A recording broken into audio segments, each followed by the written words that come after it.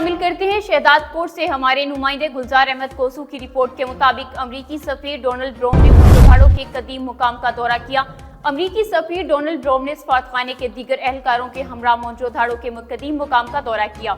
Director मोनजोदाड़ो Syed Shakir Shah ने अमरीकी सफीर को इस मकाम की तहजीब और तारीख के बारे में तफसीली ब्रीफिंग दी।